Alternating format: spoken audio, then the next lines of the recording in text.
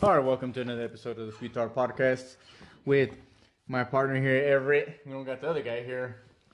Yeah, man. Apparently, if you're reading this, it's too late because he's too far gone. This is going back to the when we first started this one. It was just literally me and you. I feel like it should just be me and you, and then whenever Aubrey decides he wants to show up, Because he can go ahead and grace us with his presence. Because if you do remember, it used to be just me and you. Then Lee jumped in, and then he left. Me and you. Derek jumped in. Now who knows what happened to that guy?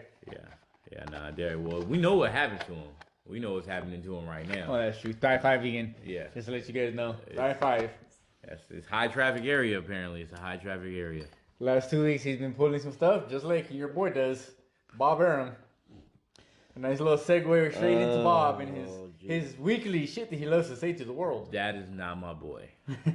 let's get that out there ASAP. That is not my boy. We're not cool. I don't fuck with Bob as a staff, record label, or as a motherfucking crew. I do not fuck with him. You want to update me on his weekly this week of what he's comments? Okay, so he's been shitting on everybody. That's he's been shitting on there. He's always shit on everybody, and part of that is a tactic on his part to try to get out of paying these motherfuckers, because this is the same old rich motherfucker who's worth $300 million and cries broke every time he's got to pay a fighter. So he never wants to pay for no type of event. Exactly. You worth $300 million and you keep crying broke. So I don't believe you. You need more people.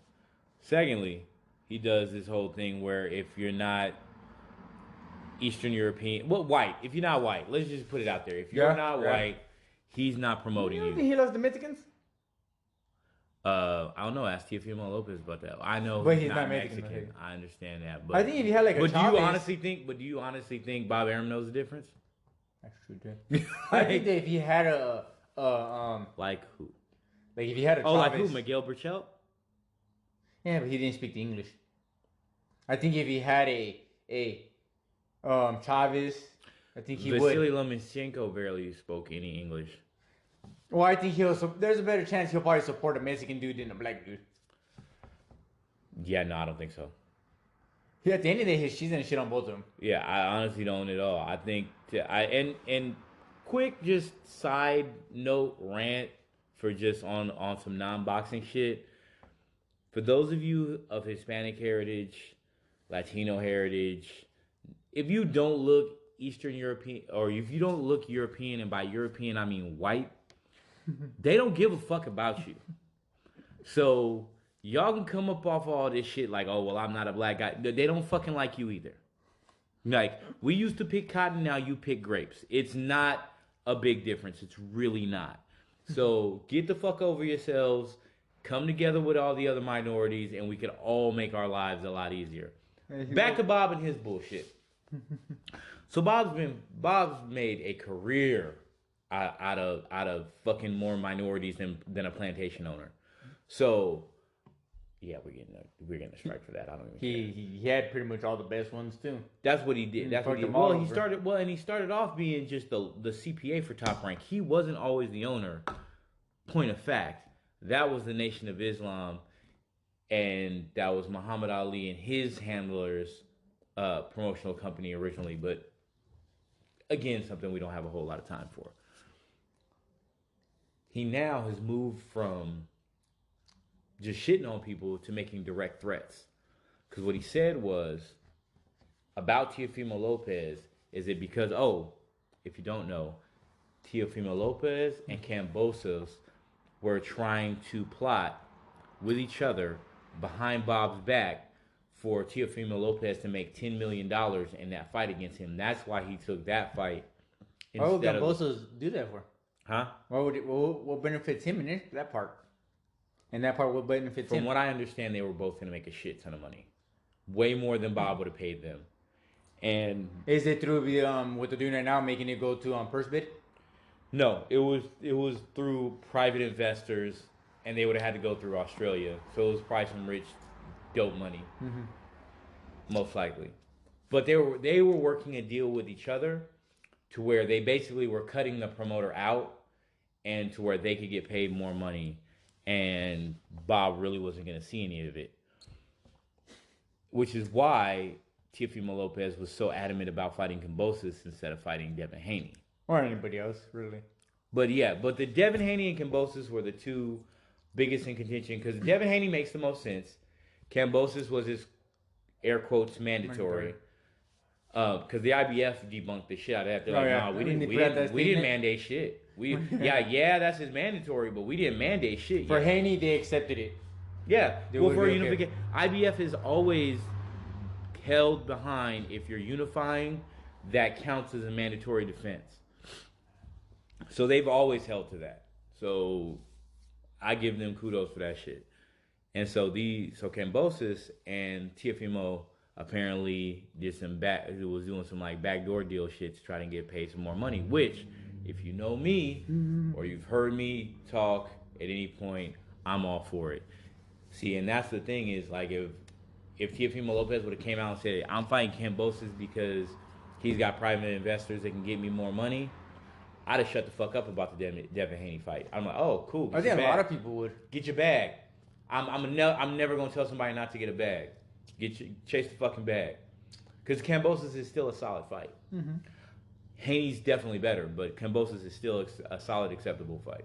A good B-level fight for him. So, apparently Bob Arum got wind of this, and his response was, well, I'm going to remember, he's got 3 more years with me, that he's still contracted. I'm going to remember that in future dealings, and his chickens will come home to roost. And Bob would do some crazy shit because look what he did with Mikey Garcia. For 2 years, wasn't it? Guillermo Rigondeaux. Mm-hmm. He will screw you over. Nicholas Walters. He had Walters? I didn't even know that. Gary Russell Jr. Yeah, Gary Russell. Like I said, he's fucked more minorities than a plantation owner. I stand by my statement. He did that. I know there was some rumors that he might consider on TV buying himself out of contract, but I was like, I don't know if he has that type of money. I'm sure. Well, it depends on what the buyout is.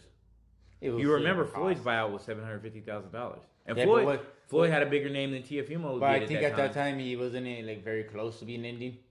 Mm-hmm. Like Teofimo, if he still allegedly has 3 more years left, that might be a good chunk of money.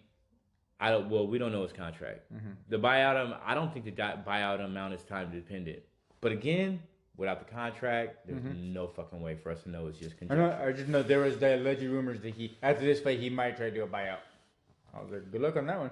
So, I think that, the problem with that is if Bob's feeling extra spiteful, he can reject the buyout. Yeah. He can just say no. He don't have to. Yeah, he doesn't have to accept the buyout. So even if the buyout is money that Teofimo Lopez has, which if he's been smart with his money, I'm sure he does.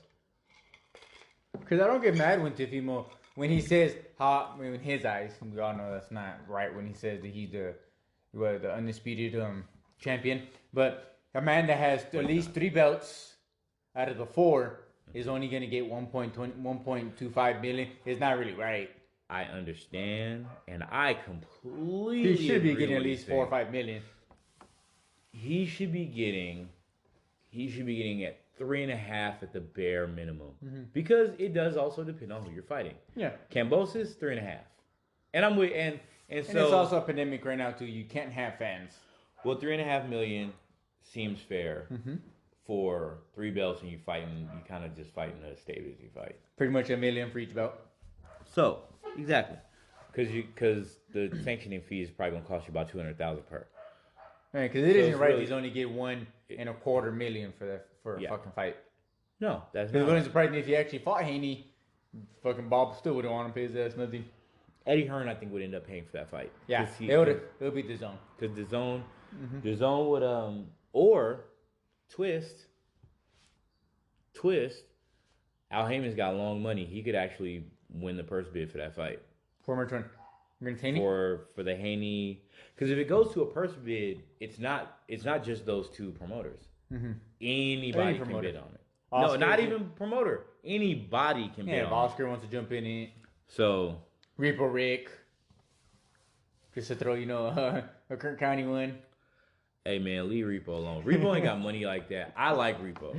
I know, damn. I know people. I know a whole bunch of people fuck with Repo, but Repo has never lied to me or said anything wrong to me as it pertains to boxing promotion, and how shit's gonna go. So the man knows his shit. He does some fuck shit on a personal level, but don't we all? But as far as his business is always true. So I ain't ever got nothing negative to say. He stands on his word a lot better than some of these motherfucking trainers out here that be running their mouth talking about how good they are and how much people need to listen to them. So there's that. And that's not just locally, that's anywhere. If you were out, would you consider putting a bid in for it to a certain degree? With the clause that the winner has to fight Tank? If you want to put that in there, you can. Yeah, absolutely. Because honestly, would it be too much money? The Tank versus that winner is easily a $20 million fight. But see, you know what? There's something that I hear, and I've heard Tank admit to this, which is, I know the subject we'll talk later about Tank. I know for the who is his legend. Tank does talk about sometimes he doesn't feel that comfortable at 135. No, he feels the best at 130. Gervonta Davis, if he could get his weight under control, is a 126 pounder. Yeah, he really is. He can fight at 130 because he can box and he can punch. He can punch like a fucking mule. Same reason why he can fight at 135, because he can punch like a fucking mule. Mm-hmm. He could actually probably even bust a bunch of people's asses at 140, because he can punch like a fucking mule and he'll be quicker than those dudes. But he's not a big guy at all. The crazy thing, he's only 5'5". Exactly. Mm-hmm. He's a tiny guy.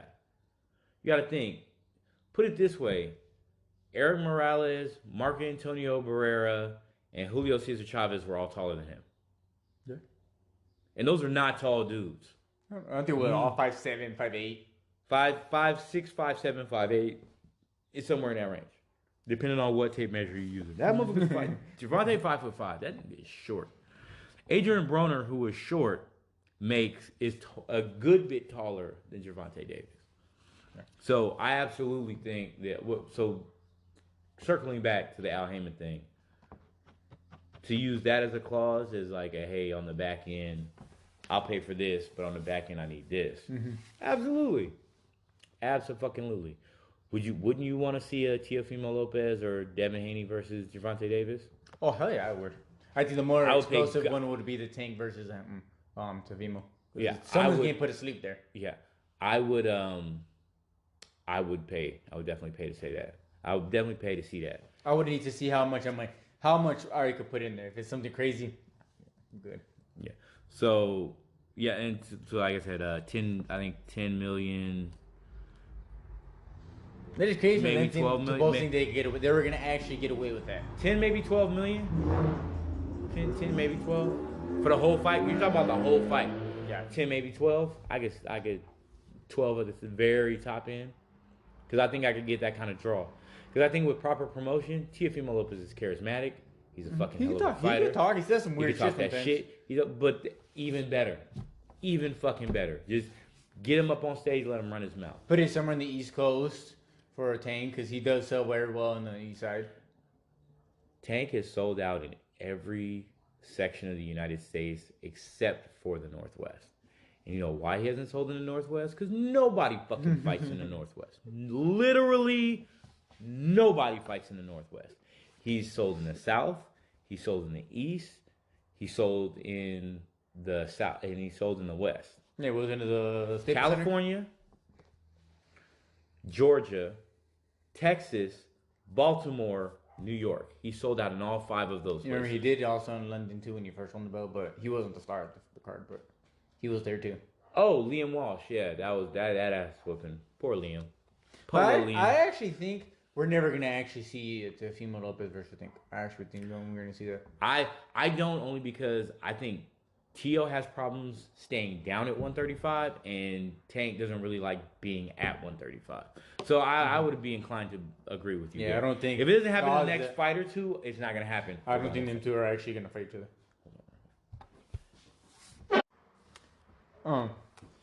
I don't think that fight's gonna happen.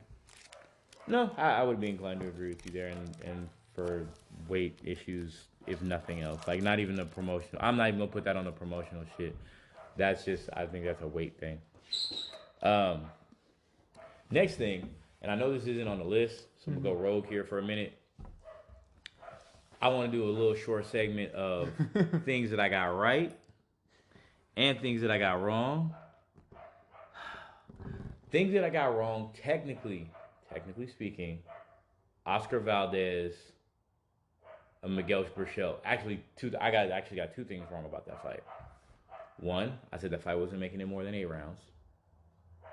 Got stopped in the 11th? 10th. 10th? Got stopped in the 10th.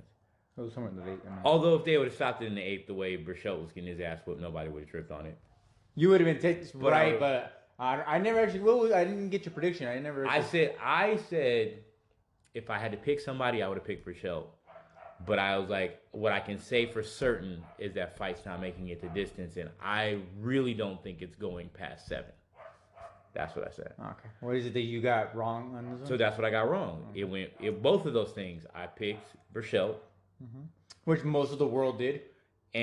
But I really wasn't solid on that. Like, that wasn't one of them things like, I stand on my butt. That is what I said. I picked Berchelt. So Valdez won. Hats off to him. He did a masterful job of actually doing some boxing. Berchelt was trying to block punches with his face, and that's never a good strategy. And I said that it wasn't going to go past 7, and it made it to 10. That said, I did say that shit wasn't going the distance, and it didn't.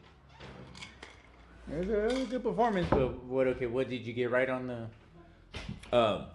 lesser known fight card, DAZN. Mr. Josh Pretty Boy Kelly. Oh, yeah, that one I hate that one. We had just had the last time Aubrey decided he wanted to show his beige ass up to the fucking podcast.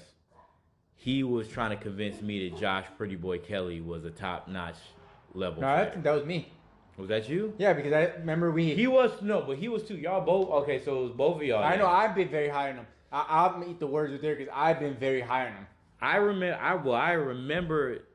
remember Drake saying something about it. I know Rico was on that bandwagon. Yeah, because I know we all agreed that Ennis, we all felt it was probably going to be the number one. And then I threw out some dude that's from the same country as Triple G, that is a softball from the zone. I know you hadn't seen him fight, but he looked really good. I know who you're talking about.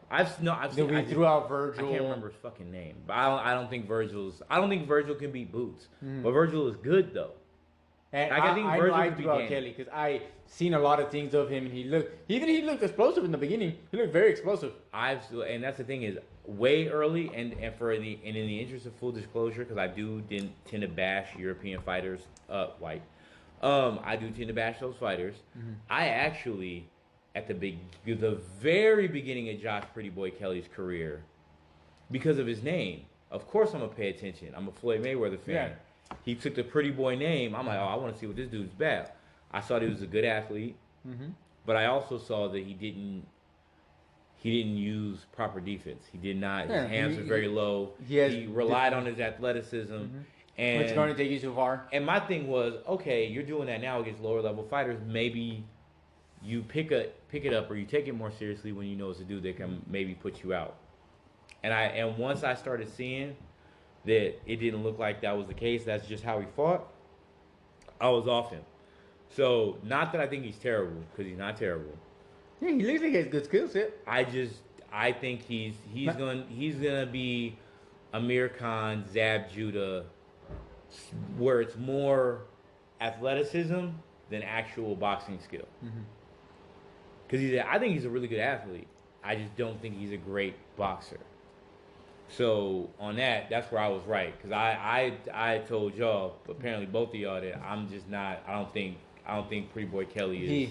He still has it's not over for him. He just won. No, not over for him. And again, not saying that it's over for him. Not saying that he can't prove me wrong in the end. But as of right now, I was right. Because the things that I saw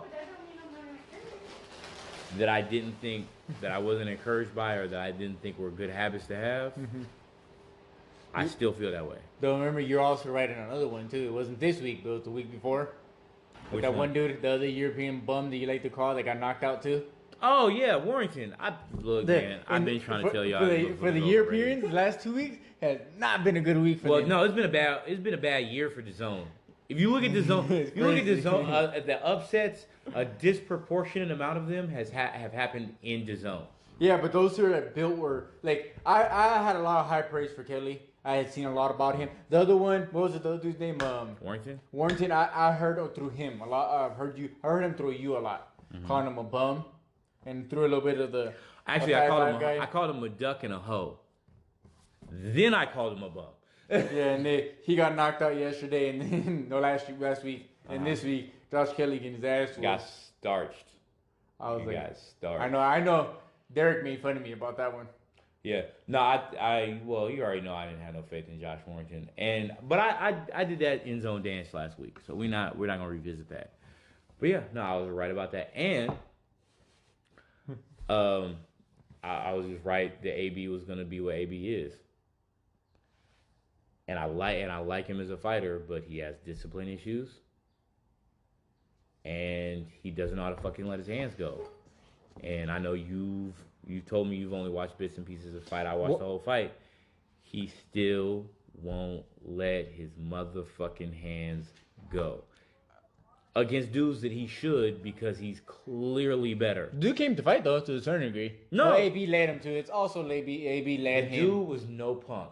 Mm-hmm. I'm not saying that he was 13-1 or something. I'm not saying that the dude couldn't fight. What I'm saying is, AB, skill-wise, is on another level. He should have beat him easily. He's on another level as that dude, and he should have fucking beat the piss out of him. Part of the problem is that AB couldn't even make 140 fucking pounds. Weren't we just talking about not being able to make weight? Mm-hmm. So the original contract, 140. This motherfucker can't make 140. They bump it up to 147, and would you like to know what he weighed in at? 147, I'm guessing. 140 fucking 6. Which you're thinking, oh my God, well, 147, he's a pound under the limit. Except for the fact that he was supposed to be able to weigh in at 140. So that means, had the other camp not agreed, you would have been overweight by 6 fucking pounds. Mm-hmm. And got paid. Damn near a whole. And I'm guessing they'll take a good chunk of his money too. Another weight class. Well, it's not a title fight, so that's not necessary. It depends on how the contract's written. It's damn near a whole nother weight class. Depending on what weight class it is. No, that's 147 is the next limit. You're at 146. You're in the 147 weight class. Think about it. Floyd, Manny, and Marquez. Khan Danny have regularly weighed in at 146 for a 147 fight. So you were at full welterweight weight. Now, let me shoot him a little bit of bail. You were coming off of a very long layoff. 2 years, isn't it? Yeah. You're coming off a 2-year layoff, and I don't give a fuck how many laps you do in the gym. It's different, especially when you're past 30. So I'll shoot you that little bit of bail. But if you say that you're going to do something, stay in your square, be a man, do what the fuck you said you were going to do. I half on, half off watch it. He still looks like when he catch shoots, he still got it. He has not lost none of it. He has the skill, he lacks the brain. It's Zab Judah all fucking over again. You know what I would advise him to do? Zab is actually a better athlete, though. When he has that high guard, because Adrian Broner does not slip. He pulls really well. He just steps back or he puts a very high guard, and his high guard, how big his hands are, it protects him very well. You get to learn that from Floyd. If he would just choose to walk someone down, he would be fucking one bad motherfucker. If he'll just choose to walk somebody down and just turn those hooks, he'd be finishing. Occasionally, the ones that I watched and I seen him try to walk the dude down, he was putting hands on him. I know the what do you say, the announcers? Not the announcers, commentators. They had it as a fucking draw. Who? The announcers. And they did their little version. And a little side note, they need to take Evan Morales off. I don't like Adam Morales as a commentator. He needs to get the fuck off. Oh, well. They need to bring somebody else in. Well, then him and Timothy Bradley can't kick it. Because I don't want to hear Timothy Bradley's motherfucking voice. And a little side note, the guy that does the fight hype, when you're over there at the top rank when he's gargling Andre Ward's nuts. telling Andre Ward that him and yeah, I saw it. I know. saying I already that, know what you're talking about. that they're the best duo. Stop. No, they're not. Well, they're the best. Okay, they're the best duo. Like LeBron James and whoever the second best player on the Cleveland Cavaliers were, whenever they fucking played. They're not the best duo. They're the best duo because of number one, so fucking good. Number two, don't even matter. I like Andre Ward. Timothy Bradley, no. Timothy Bradley We could kiss already- my fucking ass. We already know how I feel about Uncle Ruckus. No relation. If you tell me it's Andre Ward and Max Kellerman, okay, I'm not mad at that. More power to you. Here's the thing. Timothy Bradley needs to get the fuck out of there. And you know what really makes me mad about Timothy Bradley? Is that he knows his shit. Yeah, he does. Yes, he does. That's the thing. So you know what you're doing. That's what pisses But he probably me off. does. He does it on purpose. That's what pisses me off about Timothy Bradley. Like, I mean, granted, you wasn't shit for a boxer and you ducked Errol Spence, but we're not gonna get into that right now. But I will say them two are still better than what Abden Mars was fucking yesterday, and the zones fucking half the time the zone people have. Well, see, here's the thing, and I like to slander the zone. I love slandering Eddie Hearn. Don't get me wrong. I like slandering them as much as I like saying Eurobone. However, when they have Ricky Hatton guest commentate, Ricky Hatton knows his shit. When they have I don't even like. Tony when they have Bellew. Ricky Hatton over there in the thing. I don't even like Tony Bellew because Tony Bellew's a dickhead, but it's a dickhead who knows his boxing. He knows his shit. But when you have like Chris Mannix, Yeah, Chris Maddox and that one get other him Sergio the dude. fuck out of here. Yeah, I don't like them. Get Chris Mannix the fuck out of here. I rather listen to Paulie Malignaggi's racist fucking Italian Guido ass. I think the best one is the PBC, when it's Lennox Lewis and the coach. I forgot the name. Goosen. Goosen. I think they do the best. Yes, and as long as they tell Ray Mancini to shut the fuck up. I Oh. feel like if you notice, whenever there's a 3-man team, there's always one of them. You like, dude, if you don't shut the fuck up, Yeah. Ray Mancini is the one in that group. Well, if whenever And even Ray, every once in a while, he'd be like, okay, I can see that. I wouldn't mind. Okay, I think them two are the best. But if Max Kellerman chooses to do it with Andre Ward, I don't get mad if you name them. Or if when Rory comes back, because from what I hear, Rory has a contract still where he cannot come back. Antonio Tarver was fucking awesome as a commentator. Porter's all right. I need Porter to be there. With Porter's somebody else. good. He just can't. He can't commentate on 147. Yeah, Porter. That's- I can't complain about Porter is good. He just can't commentate on 147, or it becomes a conversation about Porter. Mm-hmm. And honestly, I get it. You're promoting yourself, so I'm not even mad. I just don't want to hear that shit. I ain't trying to hear that bullshit, Sharif. I just want Timothy Bradley and Andy Morris to get the fuck out of here. Get out. Bye, Felicia. He said Anthony Martin. He didn't even say the man's name right. He's so mad. Morris. But you over here trying to cape up for him last week. You Oh, trying to fuck save it. his life. Yeah, he didn't Why? need to be fighting Tank. Fuck him. He don't even fighting Tank. Hey, he can't. I'd rather hear- He can't commentate if his eye is over here on the back of his head. I'm good. I don't want to see him do either of these fucking positions. Go be a coach somewhere. Be a Oh, fucking coach somewhere. another quick side note. Another thing that wasn't on our agenda. Did you see who Tank might be fighting?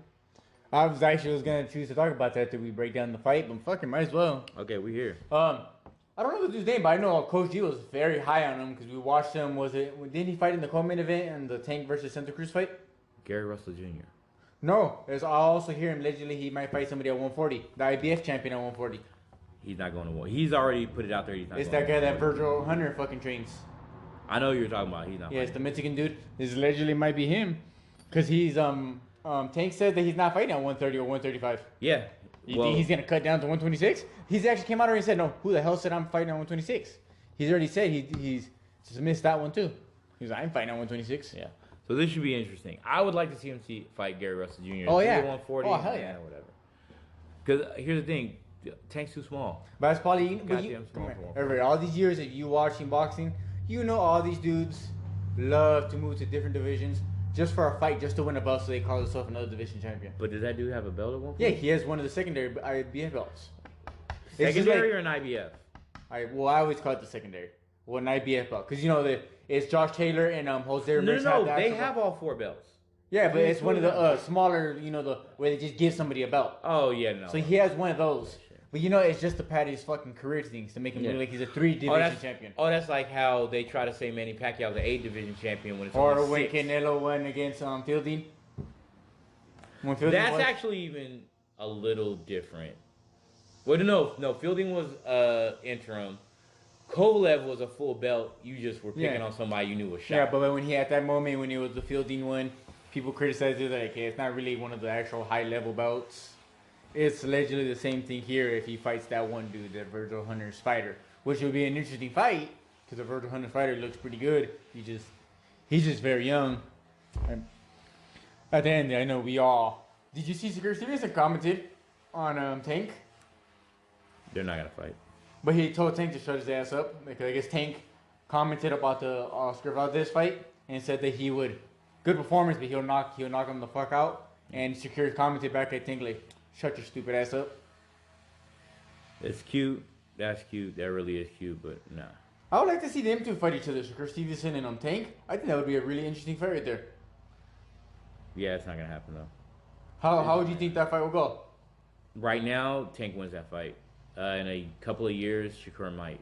But in a couple of years, I also think Shakur might be at 140. He's Okay. just a bigger kid. What do you think about in the sense of Tank versus Gary Russell, and if it's at 130, or if they do a catch weight, whatever the fuck it floats. At 130, I think Gary Russell loses that fight. Because Gary Russell has some fast hands and very good feet to get in and out of get out. Yeah, but Gervonta Davis has some fast ass feet, and he has cannons in both hands. But people forget that motherfucker has cannons in both hands. He's not a one-handed fighter. But it would be an interesting fight though. No, I'm here for it.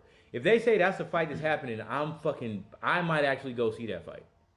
Because I want to see that shit. And I want to see, I'll watch it in my house. I want to see the press conferences too. Because that's going to be a whole lot of shit talking. Well, it's going to be through Zoom. So. Because that's through, they're both from Baltimore. They're both from the DMV area. They're both from the same area. Yeah, I've heard many people say them two should just fight in that area. Oh, that would sell so good. Going to be some bullshit. Yeah, I've heard many people. That's going to be some bullshit. I've heard many people. Hey, that's going to be the type of bullshit that I'm here for. We've already talked about this. I'm here for the disrespect. That is going to be a lot of disrespect, and I'm here for all of the disrespect. Well, I'm going to segue to one that I know you're going to like because of the bullshit. You tried it before we did the podcast, and I kind of hinted at it. You said you didn't care to see it. I've heard someone that I know, a very good fight that I would love to see Adrian Broner fight next. Oh, God. Regis has been calling him out. Oh, no. I'm down to see that fight. Yeah. I'm down to know. Wait. If bullshit of that one's going to be? If I ever said that I don't want to see that, then well, that's I never my hinted bad. the name, but you had said Adrian Broner, you didn't really care. But I was like, Regis, I know you because you're very high on Regis. I like Regis. I like Broner. Oh, God. Broner just does so much stupid shit outside of the ring. Like, yeah. It's niggas like you that make it hard for black people like me. But see, to me, that is a perfect fight for him to defend it. To Adrian Broner could defend his 144 champion belt. I think he loses to Regis. I would fucking love to see it though. I would love to fucking see it. I want to see it, but I think he loses to Regis. I think that would be one good ass fight right there. I do. I'm with you there. But I think he loses. I would love to see the Regis fight him or Danny Garcia.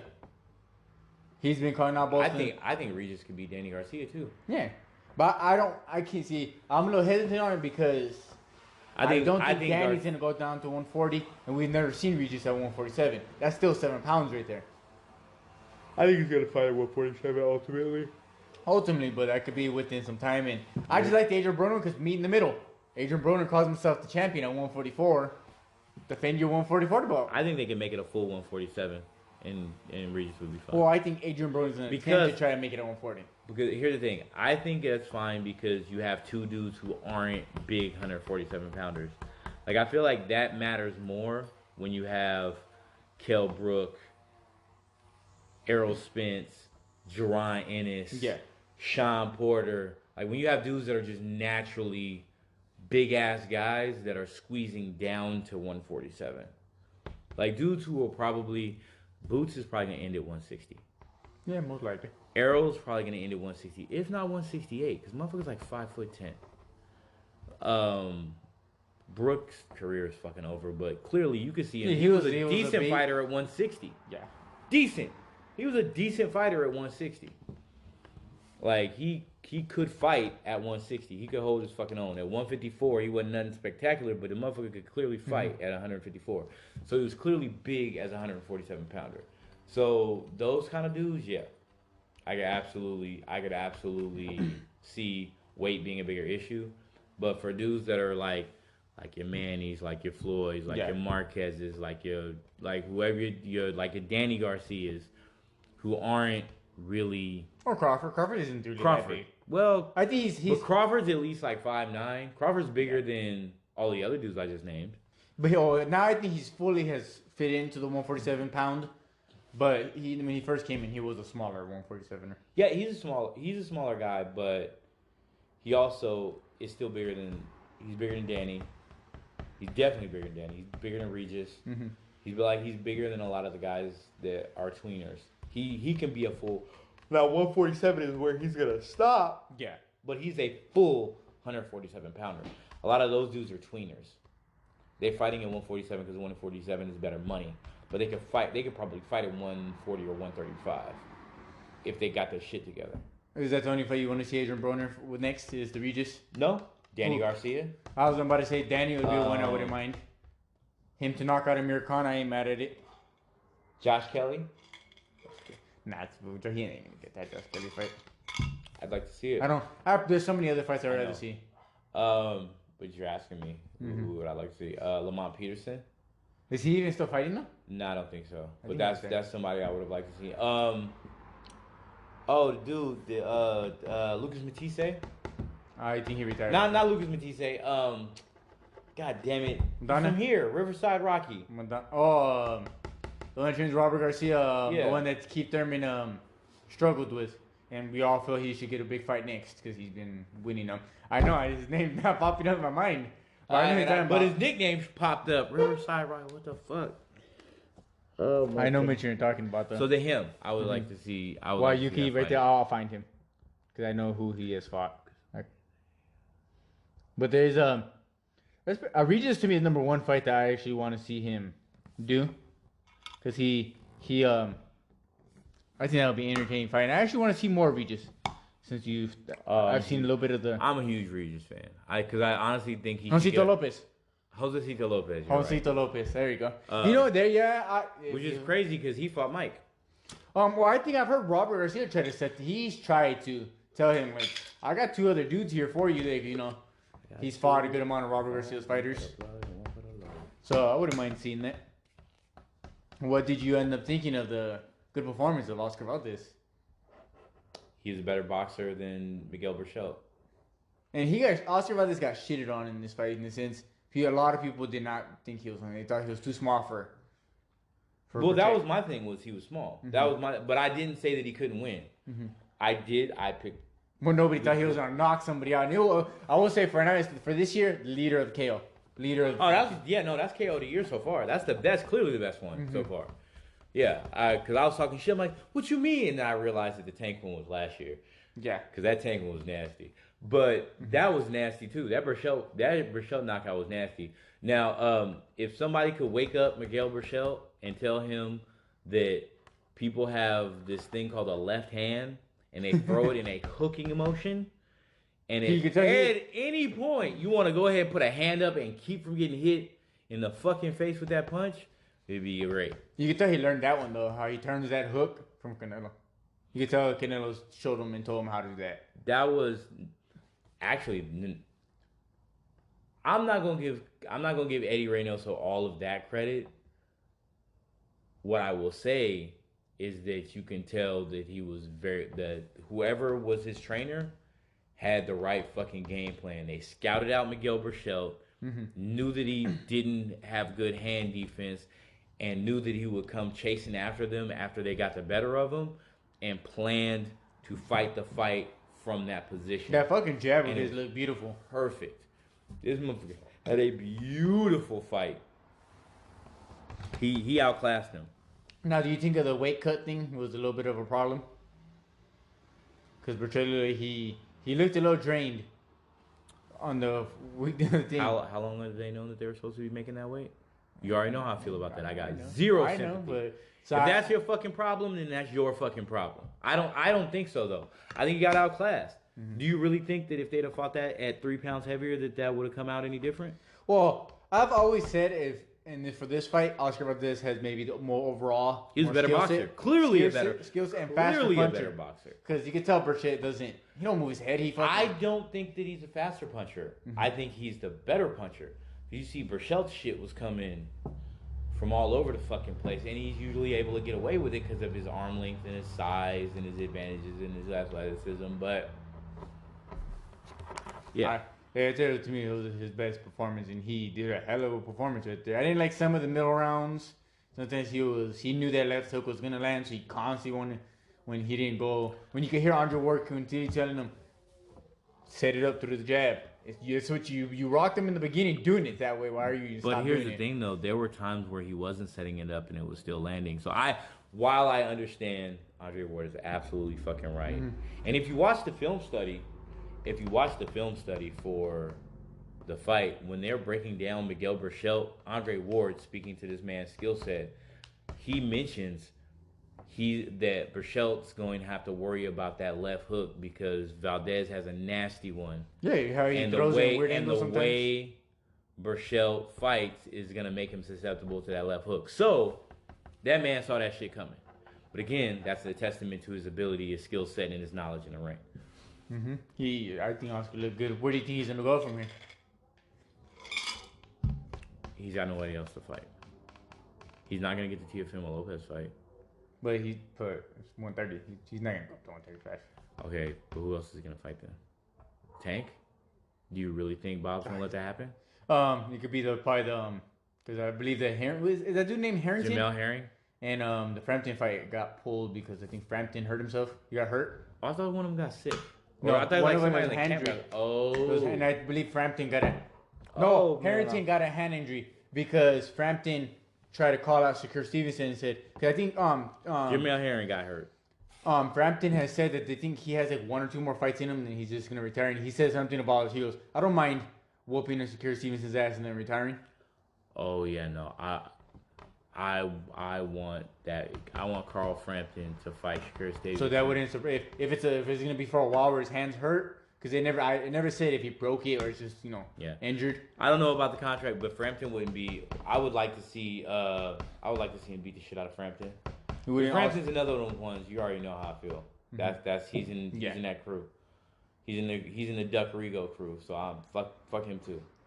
He did mention Shakur Stevenson saying he goes, have been hearing Shakur Stevenson calling me out. Shakur's still fighting at 1. I mean, yeah, he's at 130 now. He dabbled. He dabbled that one little easy ass fight at 130, but he's gonna aim for 130.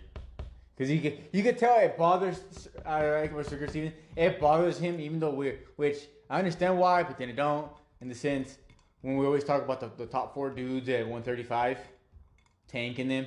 He gets mad that nobody ever says him, but you don't fight on 135, sir. You fight 126 or 130. You're trying to push to 130 now. Can't get mad at that because you're not one of those dudes yet. I think that fight, I don't think it's going to be next, but I think eventually probably would happen. Frampton, okay, here's the thing. Frampton and, oh my God, Frampton versus Shakur would be ugly. That fight would be ugly. That would be an ugly ass fight. That would be hard to watch. I watch the shit because I don't like Carl Frampton, but that would be hard to watch. You know what fight I would love to see this time next year? And I mean this time next year because I would like this dude to come back and actually do a fight or two. Oscar Valdez at 130 fighting Santa Cruz. Mexico versus Mexico right there. But once again, remember, I want to see Santa Cruz after he was put to sleep and sent to the hospital. Come back and fight a fight or two. Maybe build a low confidence. Maybe see how that runs. Maybe they can have a third Mares fight. No. Why not? No. We don't need to see Mares fight anymore. Both of those fights were close. Just like Sugar Ray Leonard should have never came back. Both of those fights were close. No. Well, first off, Mares isn't nearly as old and didn't take nearly as much of a beating as Sugar Ray Leonard. And they have the same injury. Yeah, so he shouldn't have came back.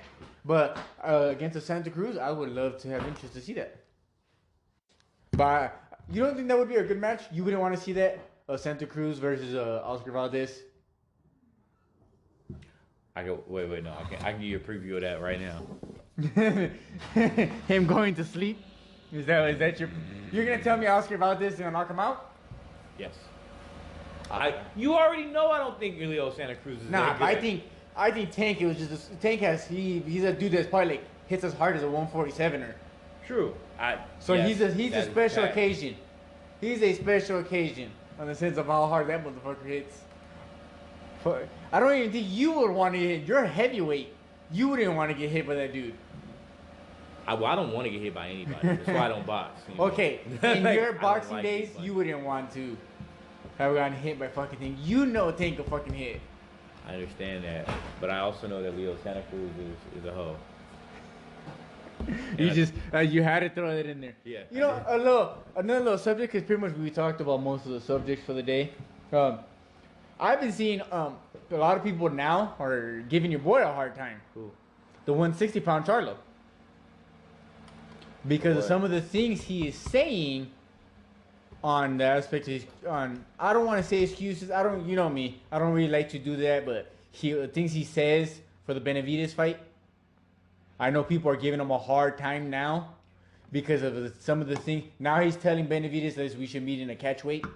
I need Benavidez to make weight for a fight before he has anything to say, and for all of his fans to tell that cokehead to make weight for a fight. No, I've heard Dante even Then- criticizing him now. Then we'll have a conversation. Like I'm not trying to hear shit. I'm not trying to hear shit in defense of a fighter who can't stay off the booger sugar or make weight. But you know he's Like, not the one that I'm called not this fight trying to out hear though. it. He Huh? wasn't the one that started this. I'm not trying to hear it. If his name is in it and he can't be disciplined enough to even get in the fucking ring, I got nothing for him. But it does say some stuff about him, Charlo, in the sense some of the things he does say. My mom just does. But it's just interesting now some of the things he says. I honestly don't think that, and I stick by this. For both of them, they're both, in my opinion, they're both stuck in a weird situation. That's the two biggest fights they could get at the current moment. He's the type of dude I don't see turning down a fight. Like if a contract was sent to him, I just don't see him turning it down. Well, because it's both are saying some weird shit, and they're both stuck. Because who's Benavidez fight? He's not gonna get the game plan. What is the smaller? What weird shit is the smaller one saying? Because I remember how it all started. It was I think at Robert Oh, Garcia. wait. Since we're talking about the smaller one, Patrick Teixeira got his ass beat. Yeah, we're hoping that fucking gets And set up. so- So that was awesome. Who's his promoter? Who? Patrick Teixeira? No, well, the dude that beat him. Al Heyman. That's the whole reason why Oh, now okay. it can be undisputed. That was that whole thing. I don't That's know, the only reason I even brought it up. Okay. Yeah, it's an all 154 is all PBC. Yeah, that's good right there too. And I like what. That's why when you're saying like what he's saying weird shit, I'm like, Oh no, the his 160 next pound fight- Charlo. 160 pound Charlo. Yeah, the smaller one's about to get the fight with the dude. No, who it's just- the 160 pound he that's just beat the saying shit some out of- weird. what's his name? He is saying some weird stuff now in the sense. I just think he's bored. Honestly, I think that motherfucker's bored. He's been fighting with his brother for the last 8 months. Well, arguing it's arguing when he via keeps saying FaceTime. that. He's But see, bored. I've heard people criticize that he says he's willing to go up to 175 and fight Canelo, but Benavidez, he goes, "What about we meet in a catch weight?" And then it's just he says some weird things. To me, they're both stuck in a weird situation. There's no big fight Charlo's gonna get right now besides Benavidez. It's real fucking simple. If Benavidez is that sure that he's scared, and I don't think he is. I don't think. And here, to be fair, I don't think either of those two dudes are scared. No, I don't. Yeah. If you really want to test this motherfucker's gangster, send him Well, a fucking contract. well- No, fuck the talk, fuck the posturing, fuck the I beat your ass in 3. Send him the contract. Because he. Have his people, call your people. Y'all got the same fucking people. Because Send the fucking from what contract. I always keep hearing, Benavidez keeps saying, "Let's fight in September." Send And the contract. Charlo wants to fight him right now, which he can't. Send the fucking contract. It's real simple. Send the contract and we'll see who's really full of shit. Because here's the thing. A lot of that is posturing. We all know a lot of the talking is posturing. It's posturing. It's negotiating in public. And I really am not a big fan of it. I'm really not. But I also understand that it's a necessary part of the business. But if you really want to see what this motherfucker's about, send him the contract. Because see, now if you send him the contract and he bitches up then we already know what's up. Are you going to see Charlo different if he does send him Absolutely. I'm going to hold him the same standard I hold Canelo to. Because that's the one. Like, Sometimes you've absolutely lost respect for me. But until that happens, again, it's a lot of posturing and shit talking and it's a lot of this. It's a lot of the Well, talk. because he isn't to me in a weird situation because he wants to stay at 160 who's there for him to fight at 160? Nobody. Because Triple G, the whole world knows. He said, well, he did put it out there, but we already knew this, that he would be more than willing to fight Triple G.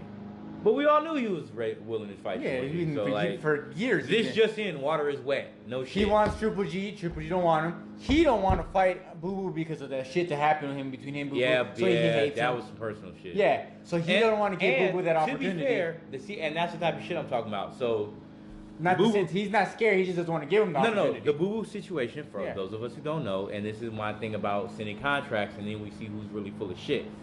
Charlo and Boo Boo actually were in negotiations so far that they had both signed a contract to fight each other. Then, Gay Z and Rock Nation of Hawaiian Sophie fame jumped in and told Demetrius, hey, if you cancel that fight with him or cancel that contract with him, we'll renegotiate the contract. We'll shoot you this money, and we'll make sure you get this fight, this fight, this fight, and this fight. None of that shit happened. So he rips up the contract with Charlo, which is the shit we're talking about, which is why that's personal. Rips up the contract with Charlo, fucks that whole negotiation up, and then ends up getting none of the fights that he was promised. So that's the background on the Charlo Andre shit being personal. Because not everybody knows that fucking story. Yeah. Well, we'll see how any of that goes. Got anything else you want to give no fuck yous to? Fuck Bob, the plantation owner, Aram. Eddie the Germ Hearn. Your dudes keep getting knocked the fuck out. Everybody keep taking out the Euro trash. Nigga, you got your Josh Kelly got his ass beat by Lamont Peterson's leftovers. And fuck Dillian White. Of course, always. Fuck Tyson Fury. Oh man, where am I at with? Fuck Timothy Bradley. Fuck Timothy Bradley with Teddy Atlas's dick. I think we're good here. I got everybody. Other than that, it's great to see boxing back at it again. There's been good fights. There've been good cards. Even Top Rank managed to put a decent card together. So hats off to them.